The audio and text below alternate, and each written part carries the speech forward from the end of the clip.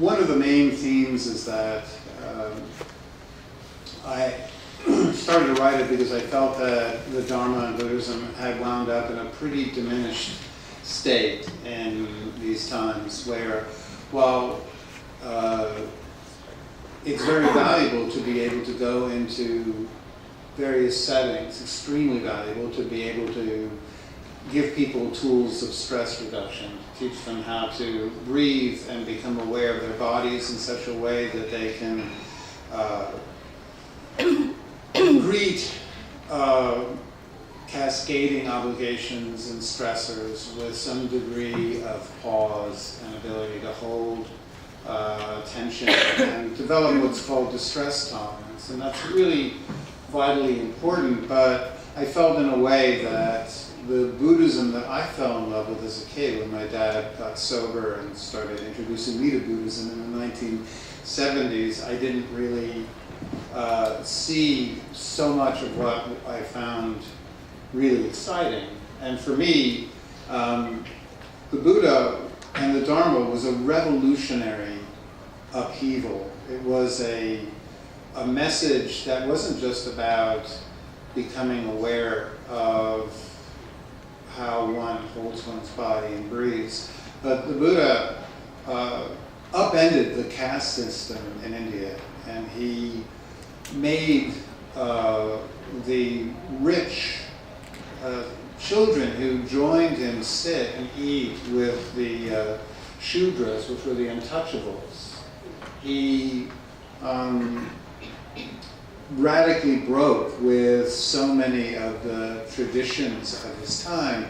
He was regularly insulted by family members of the followers because his message was so based on trying to find meaning and purpose not through one's career and work, which even then was one of the dominant messages of the hegemonic messages of the ancient Indus Valley. But the Buddha was presenting a very balanced lifestyle as the goal, a lifestyle that is encapsulated in the Eightfold Path, which emphasizes not just meditation, but the deep need for bonding with others on the spiritual journey, the need to be inclusive and to talk to people with love and compassion, and to engage and to really question some of the deepest issues, like what am I here for? What is this about? To stop being on the hedonic treadmill of accumulation and chasing after some future state when we get to relax, and to stop and turn and embrace our life as it is, and to start asking some serious questions that are often not convenient to the workplaces and to the materials culture that we live in. So I break down that message into three basic propositions about how to find meaning and purpose in life. So the book is in three sections, and I'm going to start with sections 2 or 3, and I'm going to end with the first, because that will somehow make a nice transition into the conversation. The second portion of the book is about emphasizing the importance of developing a new relationship with our emotions. Only 5% of the brain's functioning is conscious, cognitive thought. 95% of mental processing is preconscious, unconscious, that we're not aware of. And right now, in this moment, you are scanning this lovely abode, this lovely setting. I feel like I'm on NPR. I am on NPR, finally. I should talk in dulcet tones then, not in an erotic New York voice. Welcome to Deep Thoughts. Anyway, so you're doing some really fast processing. You're looking at the room around you. You're listening to not only my words, but you're taking in my body language, my tone of voice, my gestures, and you're integrating your body sensations, and you are coming up with what is now called fast heuristics, messages about whether you can relax, listen, connect, or whether you want to be guarded, armored, removed. We go back and forth between approach and withdrawal states all the time, and all of that is happening unconsciously, but it's even more than that. The emotional mind is a vast,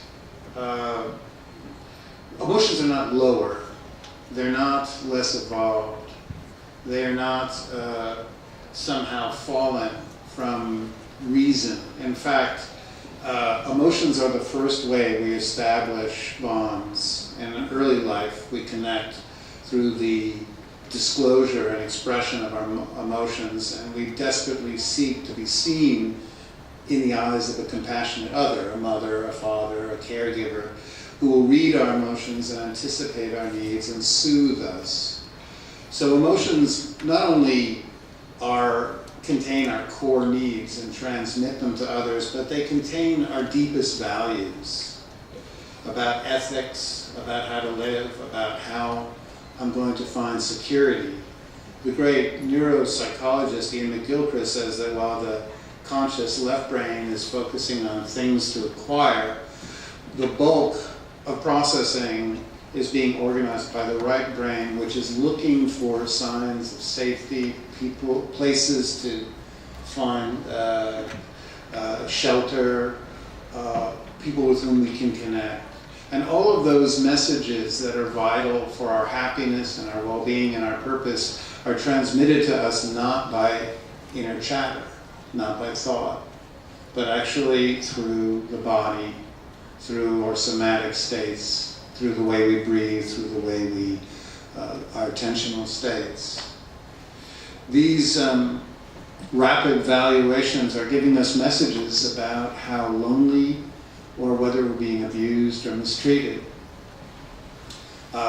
One of the most wonderful things I've seen amongst many in the Me Too movement has been the encouragement of people to get angry. Anger is not a problem in the spiritual life. Anger is a message that tells us enough's enough, it's time to set boundaries, it's time to confront injustice. The problem is not anger, the problem is resentment, and we live in the story of who we hate and why we hate them. But the feeling of anger is a vital message. The feeling of loneliness is a message saying that we need to connect. The feeling of sadness is a message saying we need to process loss. We haven't yet emotionally grasped at loss. So a large chunk in the middle of the book goes into the tools of emotion recognition and integration. It, of course, gives a lot of different tools in terms of how to activate emotions, because for much of us, we live in disembodied lives. So we don't really even have the tools to go in, and if we've been in any way, if we're in any way trauma survivors, then that process of going into the body can be terrifying. So there are very specific tools that allow us to return to our home without being flooded with overwhelming sensations. And some of them go into not only the traditional practices of the body scans, the breath meditations, and concentration techniques, but I go into how to activate emotions and how to learn to read the emotional body and understand what it is signaling. So the second major message in the book is the idea that all meaning in life is collaborative. The desire for us to sit alone and figure it all out and come up with a deep understanding of what any experience in our life means leads to what's called cognitive distortions that lead us further away from clarity. When we go through a loss or a breakup or a job struggle or a tension in friendships or great news, we become, we move in with someone, or we get some kind of wonderful opportunity, the idea that we figure out what it means in here alone creates this feeling that it's all about me, that it's unique, that what I'm experiencing nobody else can really understand. It makes me feel increasingly lonely, cut off, isolated. And the more we rely on thought, the left brain by nature also tends to exaggerate the role of self-reliance and self-sufficiency. It doesn't send strong messages impelling us to get vulnerable, to emotionally disclose our experience to others for emotion regulation. So much of the work I've done in spiritual counseling, now hundreds and hundreds over the years, has been not only to bear witness and listen to what people say rather than to give them any specific wisdom, heaven forbid, just to be there and to give them a safe container, but also to encourage people to connect with a community. It's through connecting with a community that we get to process our experience.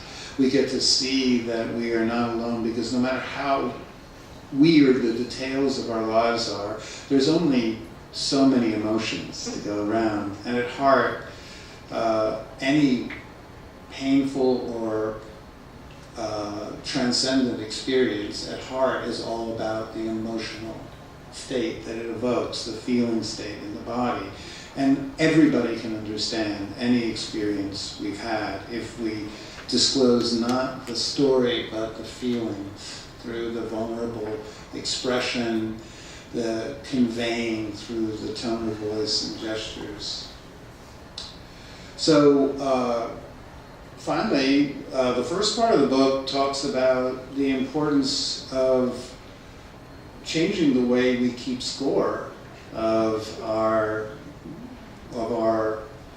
movement through this life, this journey, instead of the goals that are enshrined by the hegemonic ideologies that we're surrounded with, which are of course based on the myth of financial security and the idea that if we accumulate the right amount of objects, or if we wind up with a great healthcare plan, that will somehow safeguard us against, old age, sickness, and death. For me, one of the Buddha's most profound teaching is that life and choices and each decision we make only has any authentic quality to the degree that it is weighed against our death, our mortality.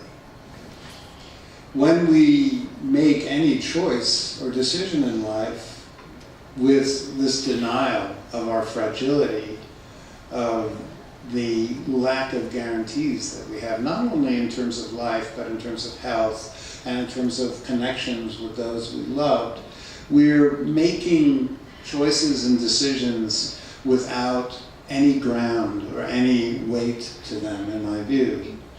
The proximity with death gives each choice I make its fundamental character. It's the judge that I use before I take on any commitment. Is this something that when I look back from a time of really diminished capabilities, maybe a time where I can barely breathe or move about, will I be glad that I took on this conversation with Koshin?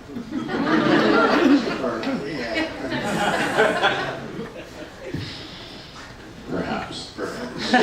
We'll see. Also, working with people in hospice, and I've had the opportunity to do that more recently than ever in my past, it changes the entire perspective on how we view and take in the little degradations and frustrations of our daily life and what gives us real pleasure. When I was working with my friend Jim, who passed 2 years ago, every time I left, I had this immediate lightness of being. It's hard to describe, where I didn't have any more, nothing irritated me at all, because everything seemed so small. The idea that I would be irritated by somebody who said they were going to show up and didn't, when your friend is actively giving up life, it no longer weighs. And also that proximity with death teaches us a new way of being with each other. In showing up with people in stages of pain or distress, I found that the most meaningful exchanges, as we were saying, is not trying to bring any wisdom. When I said that, Koshin said, "Yeah, that's gross." Trying to be a wise spiritual figure is the worst thing you could possibly do. Really, what our greatest need from birth until the last breaths we have is to be seen in the eyes of the other. That's how we get all of our needs met. That is what gives us our soothing, our regulation, our strength, our security, is to be seen by another, having our emotions be seen and taken in and accepted. And we all search for that. And when we understand that, then we can show up for our friends, our loved ones, our people, our children, or those who are alone and there's so much loneliness. We can show up and simply listen and present ourselves, and that's all we need to do. And that, the beauty of just being there, presenting a safe container, is so lost in this culture that trains us to, try to say the right thing, cheer people up, distract them, push them away from the recognition of their pain and accepting it. So that feels like enough for me. I'm not going to turn it into the discussion so that we can have, good. We have a nice amount of time. So I actually wrote some questions because I'm that kind of prepared guy. So maybe you can take these and run with these and you can see where it leads us. So Koshin.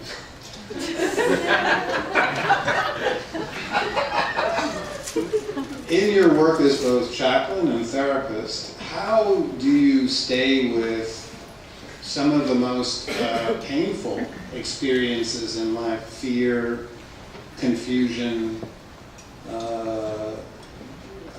panic, denial, without either one withdrawing, pulling away, or without feeling, the need to cheer someone up? How do you stay patient and present in the face of anguish?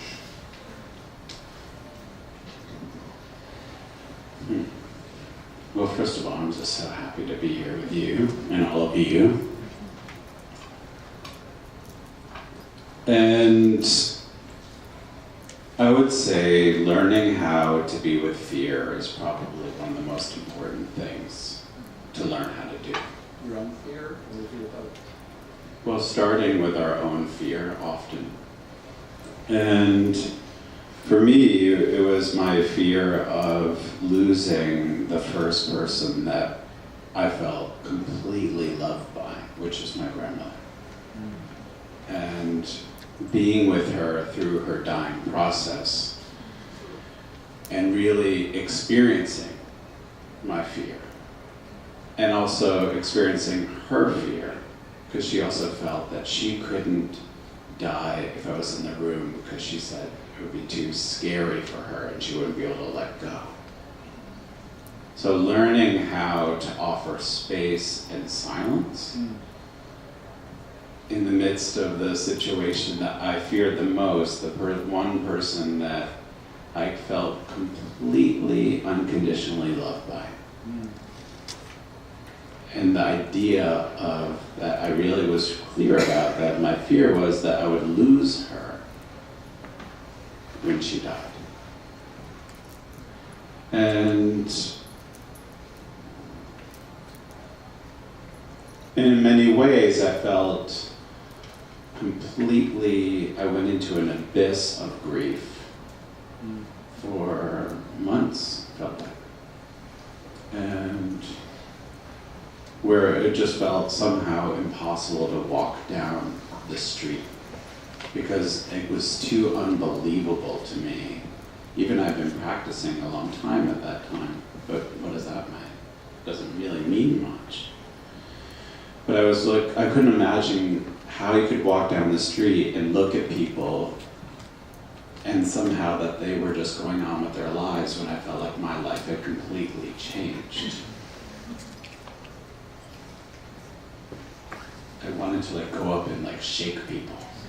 Don't you know that my grandmother died? But to really feel that and to really see that in myself was really important.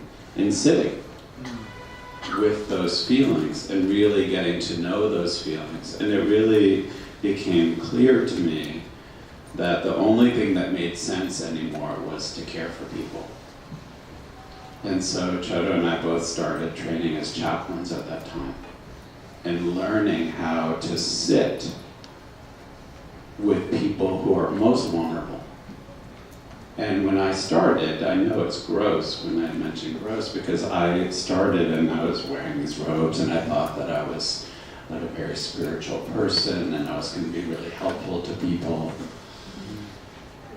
I remember walking down the hospital hallway and feeling like, oh, I'm going to bring compassion to people. And isn't that so wonderful? And actually, they're kind of lucky. I was such a jerk. And, room after room of being with people where really that didn't make any sense.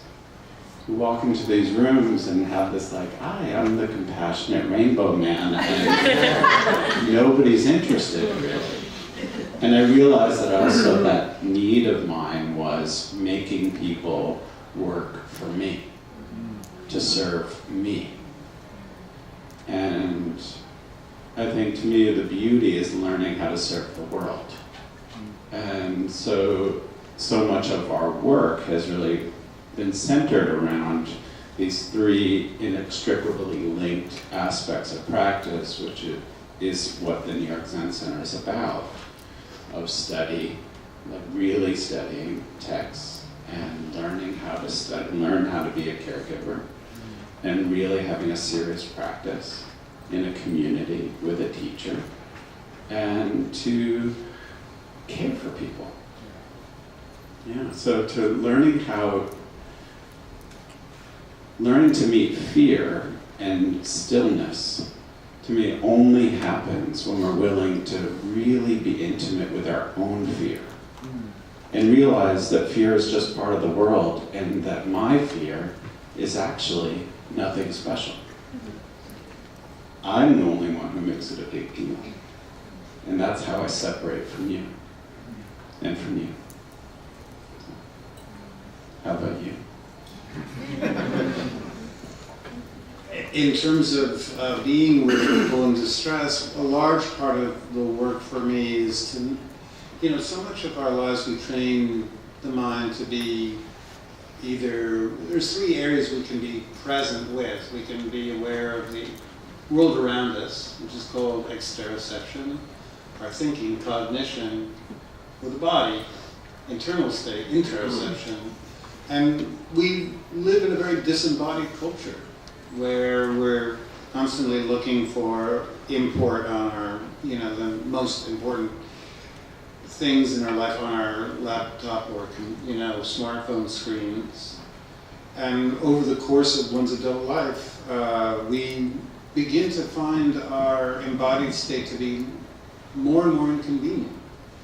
And it's understandable as children, the somatic experience is so profoundly unregulated. A child that's hungry or tired or lonely feels those physiological states as overwhelming, and it's terrifying. So the child loves it when thought starts developing and it can escape into thinking. But I've found that not only is it a cornerstone of any spiritual growth to become embodied, but when I'm working with people, I'm, instead of, 50% on them and then 50% planning what I'm going to say, which is the way we're kind of used to engaging, I'm about 5% with any thought. And I'm trying to balance, being empathetic in my face, feeling the emotions rising, but very often in the body, breathing, softening the belly, relaxing the shoulders, opening up the chest, because I can be and empathize with someone, yet at the same time, if I don't want to get pulled into the water with them if I'm in a raft. I can't lift them. I can't regulate them if my body becomes stressed up and tense, and then I'm breathing rapidly, and then I'm in there. So for me, being with people who are really working through some painful material, the work is staying, I can listen to everything you're saying and still know if my belly is getting tight or relaxed, or if my breath is long on the exhalations or it's becoming shallow and short. That's pretty much my fundamental tool. I just remember this one time where I was in the ICU, and I grew up as a Jewish, Buddhist person, like most, and like me, so most of us up here in this. A lot of people in this circle.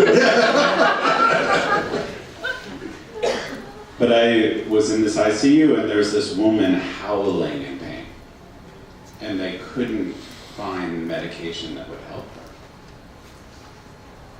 her. And to sit with her was terrifying. And no one wanted to sit with her, and so being willing to actually just sit with her and actually allow her hand to rest on my hand. And then she started to call out to Jesus and just chanting his name, basically. And I said, "Does that feel good?" And she said, "Oh, yes." And she said, "Will you call out to him with me?" And I said, I felt like the ghosts of my grandparents. I had this moment of contraction. And then I was like, of course, like how do you just, right, Jesus. And we just sat there really calling to Jesus. And it was something I would never have imagined myself doing. But if I didn't have a practice and really appreciating how to drop down, like you were saying, into the softness, and realize it's not about me, it's not about the ghosts of my grandparents, it's not about the story, it's about being in the here and now and what serves. And it was actually incredibly beautiful. And after about an hour of rocking, her pain eased. And I felt like what happened is we won't really ever know. But there was something about the willingness to accompany someone into what's healing for them. So my next question is, the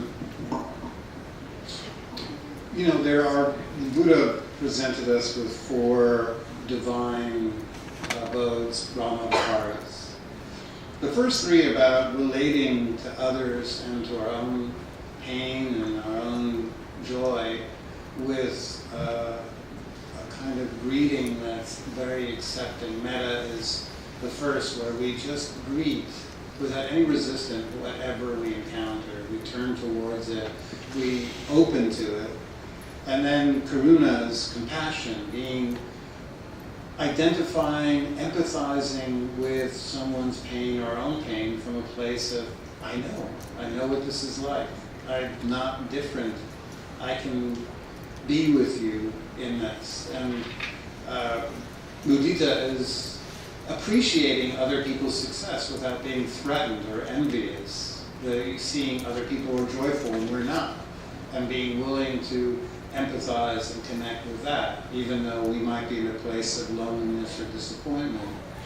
But the fourth is interesting. It's sort of the counterbalance. Upekkha is essentially knowing when to stop, to let go, knowing when there's only so much we can do. And we have to let go, and we have to allow someone to, if it's someone else, to live with the karmic repercussions of their actions, if we believe that, but to live in their life knowing that we can't ultimately be the one that lifts someone out of their suffering.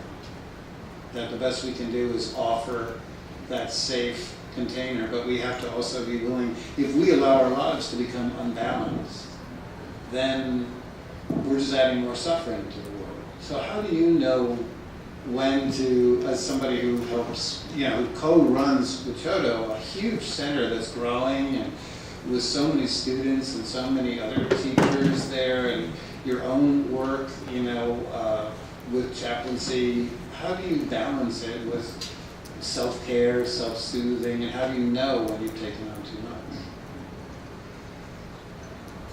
much? I'm really not into self-care. So. Next question. No, because I think actually maybe it addresses your question. I always joke I want to start a Facebook campaign against self-care, and so far I'm the only member. Because I think in many ways, the way that we see care, or we call it contemplative care, our center, is that when we see the kind of care that we're offering and how we look at people as an expression of our practice. So it really keeps going back to the wonderful Buddhist teacher Korda, where he talked about the quality of someone's awakening has to do with how well they serve the world. And so it's nice to, think about care, but I think care, if we divide it up into self-care and the care I give for you, it's confusing. And when Chodo and I teach in different places, we often are hearing many people saying, well, I'm not really doing my self-care. And they go into these rooms completely fried, exhausted, worn out. They're understaffed, underpaid, underappreciated. They're exhausted. And that's the kind of care they're giving. So if we're not nourishing ourselves and seeing how we nourish ourselves as an expression of how we nourish others, then I think we're splitting the world in two. And so I think in many ways about how to know when it's enough is really how is the world being nourished right now, including myself. So it's like not creating a second moon. In Zen we call it, creating a second moon. It's like creating another world. So it's like, when I think that you're not me, or you're not me, or you're not me, and then I treat you as not me, then we're creating another world. And so how do we really engage ourselves and know when it's enough? And very often, it's funny, and when we go into these rooms of the living, some people call them hospital rooms. Or hospice rooms. But to me, they're just rooms of the living. Mostly it's their bedrooms, that some of them will never leave. we don't actually, I joke very often in our training is that the work is somehow just to become dumb and dumber. Because what you're bringing in, the most important thing you can bring in is actually just like what we were talking about earlier before we came up here, was just that bringing in your curiosity and wonder about how this person that you've never been with in that moment is. And letting them teach you, it's so wonderful. And then when it's done, and let them tell you it's done.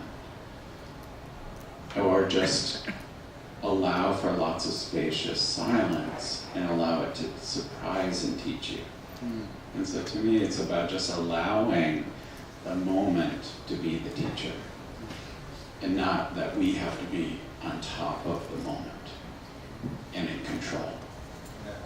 All we have to be willing to do, as my teacher says, is surrender everything. All of our fixed ideas, all of our opinions, and all the things that we think about other people. That's all. No problem. So lastly, before we get to do some, hopefully a bunch of questions, I have a two-fold one. You can choose what you want to address.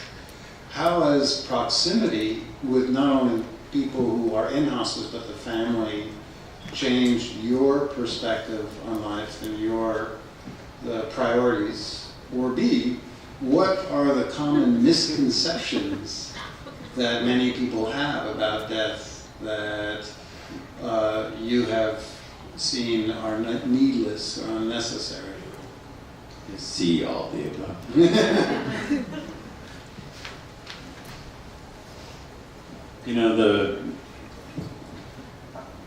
The messages are from the Buddhist teachings. The beginning of the teachings are that, the Buddha was trapped in being controlled by his parents, as maybe they were trying to be good parents, and keeping him in a cloistered way, and then eventually got curious about the world. Maybe like what happens when we put our smartphones down, and you're like, oh my God, there's a world. And he encountered the proximity, as you say, of a really old person, a really dead person. A sick person too. And a really sick person.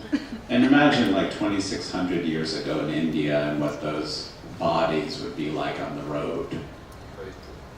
So I think that's helpful.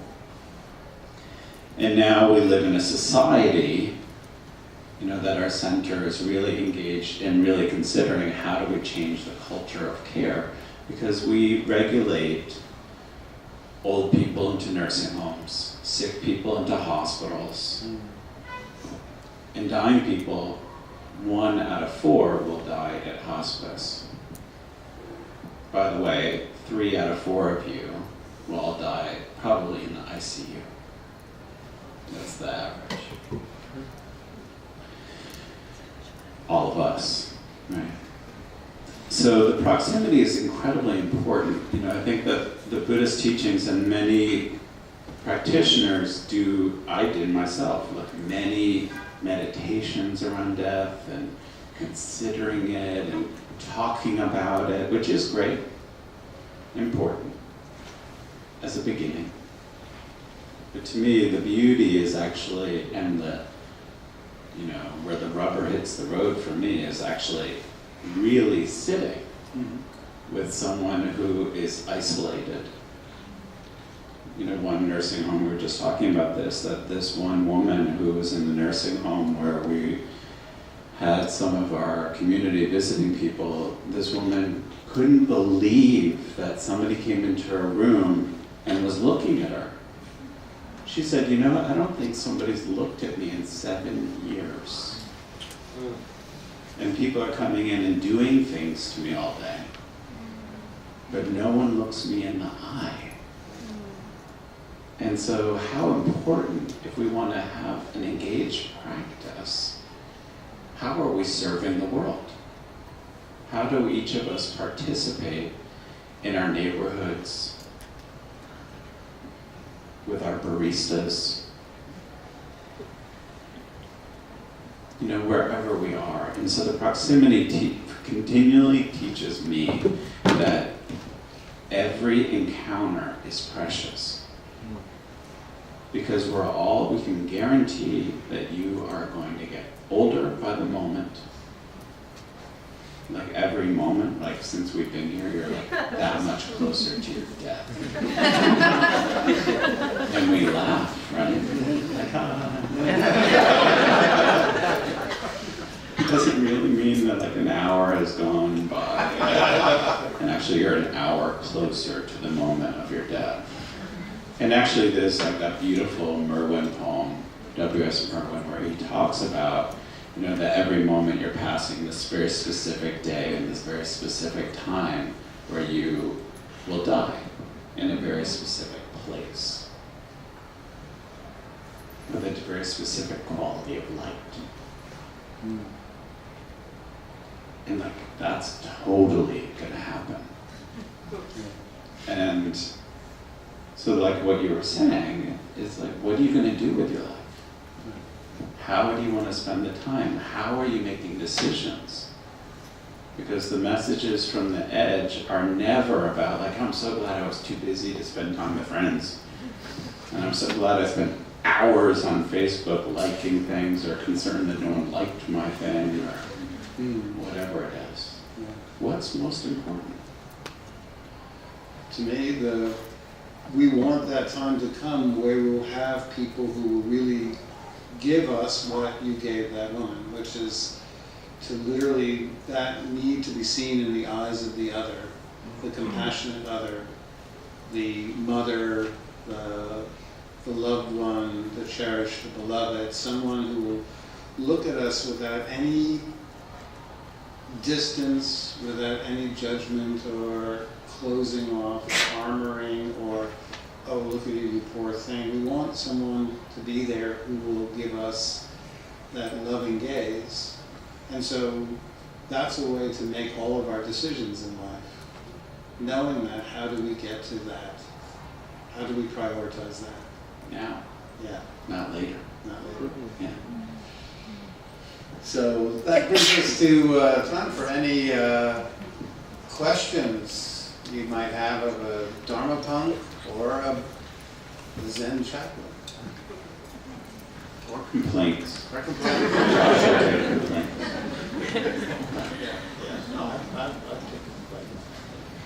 Hey, oh, wow.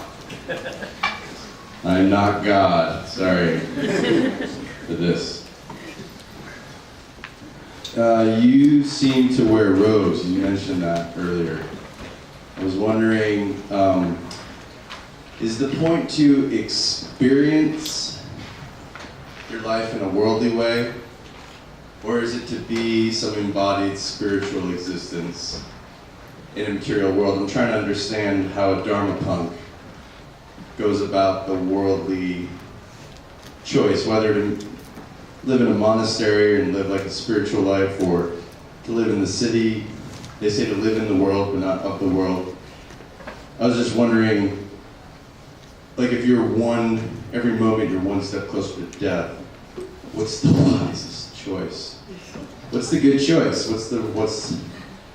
You're gonna die. So, and are you already dead? If you don't mind me asking. I hope not.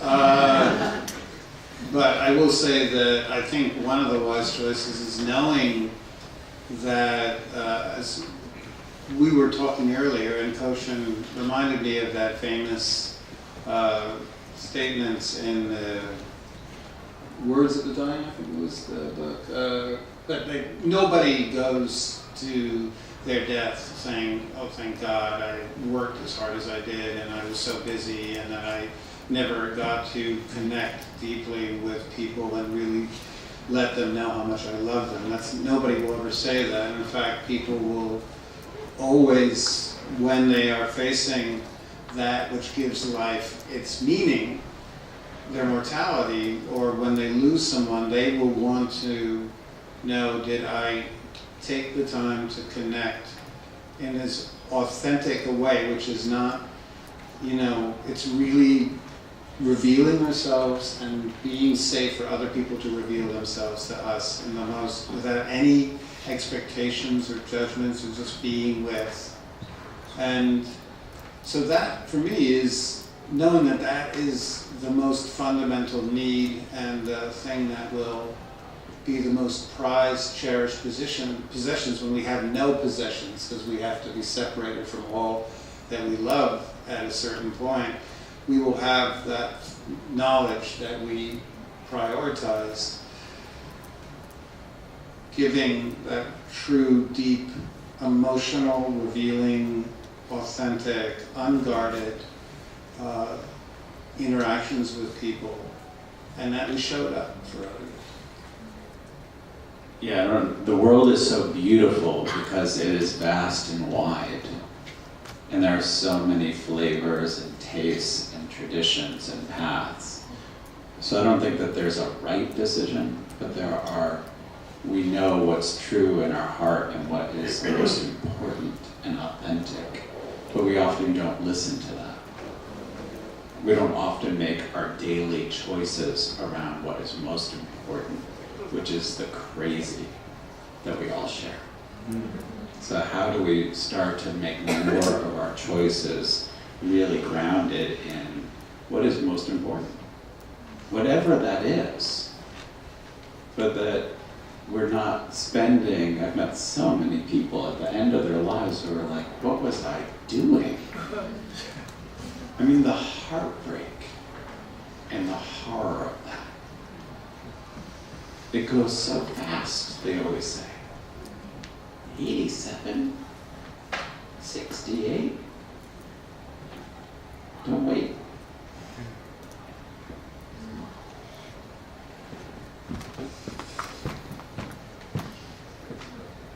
Thank you. I was with my father-in-law while he was dying, and I was able to really completely summon and be with him. I was very whole about that experience. And I've had a couple of other experiences similar. What's so much harder? Oh my God. My mother-in-law, whom I adore, who is just an amazing woman. She's 92 years old, and she has dementia, and she's living in her own home.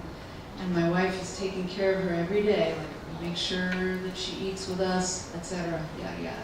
But she has dementia. She's getting angry, and she's gonna live forever. And I feel bad because I don't want her to.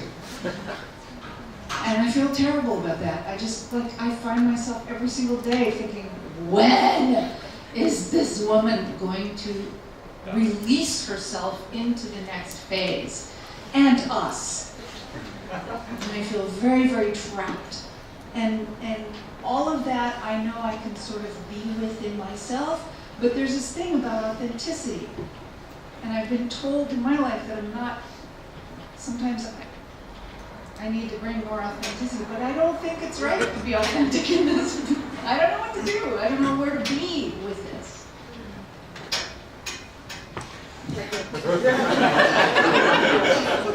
Well, I mean, authenticity for me, and it's a word that's, can be bandied about and lose any sort of concrete meaning. For me, it's the willingness to disclose the fundamentally, naturally underlying emotional state that you're experiencing, or the impulses that you're experiencing. The willingness to both feel it and then disclose it, not to act out on it and to vent it, but to one turn towards it, feel it, and feel it without the story. So if you're frustrated with your partner's literally taking care of someone who's a very diminished state, where she's getting, and with Alzheimer's dementia, there is very often an inability to regulate antisocial, outbursts and anger.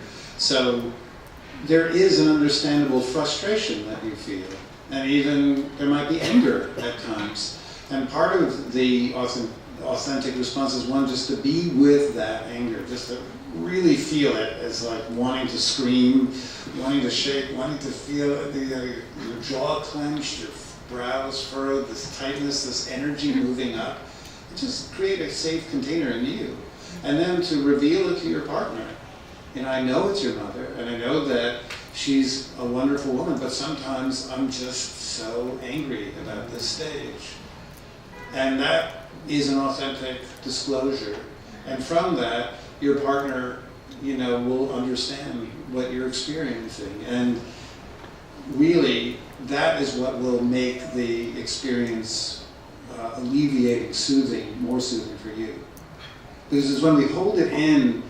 The great Carl Rogers, one of my heroes, an American psychologist, said it's the discrepancy between the self-story that we want other people to believe about us and the felt sense, which is what we're actually experiencing. If the greater the discrepancy between those two, between the way we want to be thought of by others and what we're actually feeling, is what's filled in with anxiety and stress. The more we bring that self, that person we're presenting to others closer to the felt, internal, true experience, is the degree we lessen our anxiety about that our emotions won't be accepted, our feelings won't be accepted, and we lessen stress of the situation. I don't know if that made any sense. Yes. I would just add that please get support for yourself. And maybe also for your partner. We have a support group of caregivers at our center, but I think there are many places. Or maybe there probably are not many places, which is actually even crazier. But anyway, find a place, whether it's our place or another place, to get support for yourself. A great teacher that I had was this woman named, I'll call her Mrs. Levine. And I was with her husband during his dying process, and I didn't see her much. And then one day he died, and I went in the room, and there was Mrs. Levine. I said, "Oh, Mrs. Levine, I'm so sorry for your loss." I think this is the last time I ever said that. And she said, "Sorry? Who the hell are you to be sorry?" She's like, "He was such a bastard." I couldn't, he's lingered on and on. He cheated on me for years, and then he comes home when he gets the dementia. She said, "You know what? No thanks. And when I bury him, he'll get buried. I can't wait to spit on his grave." And I said, "You rock on with that." And she's like, "I will." She's like, this is the greatest moment.